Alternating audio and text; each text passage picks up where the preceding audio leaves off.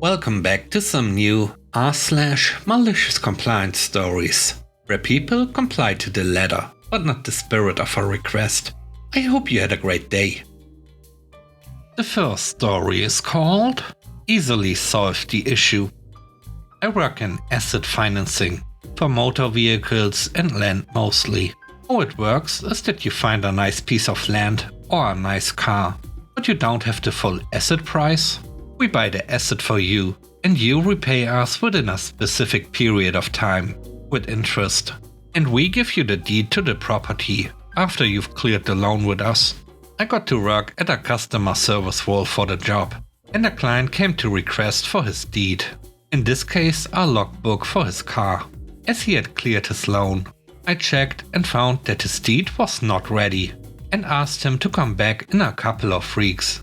The client didn't want to hear this, as he needed proof of ownership for his vehicle, and he wanted the document at that moment. I completely understood the client, though I couldn't do anything other than escalate the issue to the manager of the relevant department, in the hopes that he'd figure something out.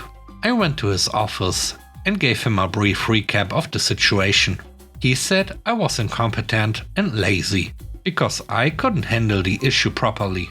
He said that I have a habit of escalating unnecessary cases to him. This is coming from a guy who doesn't pick calls during working hours and spends most of his time watching videos. He also gets mad when you go to his desk for anything, especially for work stuff. He asked me to get the client and watch how easily he could solve the issue. Turns out the client was more than he could handle, as the client started shouting at him as soon as I'd ushered him to the office.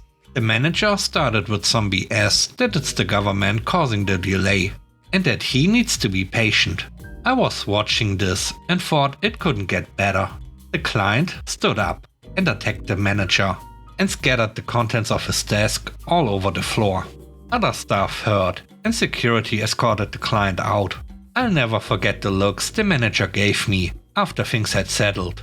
He rarely speaks to me now and handles my escalations quickly and better, and I always have a big smile on my face when I do this.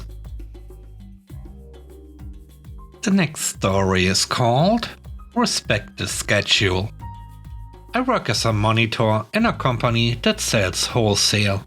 We have rotating schedules, so if we have activities outside of work, we have to notify them in advance so they can adjust our schedule. It turns out that this is not the first time that they have told me that I should give more notice. So a week before the next week's schedules were made, I informed my leader about all my activities for the month. He clearly didn't like this, so he told me to send it to him in writing, so he could remember and consider it for the schedules. I needed to rest on a Sunday, because that day I had baking classes. I came in the morning on Tuesday and saw the schedules. I got angry. The manager always did what she wanted. She gave me my rest on Tuesday, and on Sunday she left me in the afternoon from 2:30 to 11 p.m. My baking class was from 10 a.m. to 5 p.m. So it was literally making me choose between my class and coming to work. I was upset because it wasn't the first time this had happened, and I always ended up trying to convince other co-workers to change my schedule or break so I could do my activities. I was tired of always looking for solutions for the things she did wrong, and she also had the impudence to take her rest on Sunday. I decided to pretend that I never saw the schedules and missed Sunday. I hate uploading statuses to my WhatsApp, but I decided that this time it was a special situation. So I started uploading statuses from my baking class. When I saw that my leader saw my status, I knew that I had won. When it was 3 in the afternoon, my boss, my leader's superior, asked me why I had been absent. I told her that I had not seen the schedules, and that since I did what the leader asked me to do, which was to notify her in time and sending my schedules in writing, I assumed that they had respected it. I knew that they were going to ask my leader, but I also know that she has a reputation as a liar.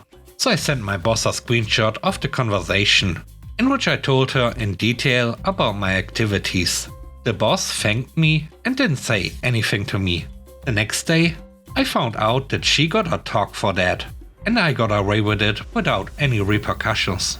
Then she tried to justify herself to me by saying that my boss had not approved the schedule, but it is evident that it is a lie. I know they are not going to pay me that day I was absent, but it was worth it to get her scolded. And let's see if she understands that if they don't respect my schedule, I'm just going to be absent, and I'm not going to try to fix their nonsense anymore. The last story is called Painted. I have a small house in our HOA community. Most of the rules are basic and hardly enforced. However, we got this self-appointed president who did his things his way.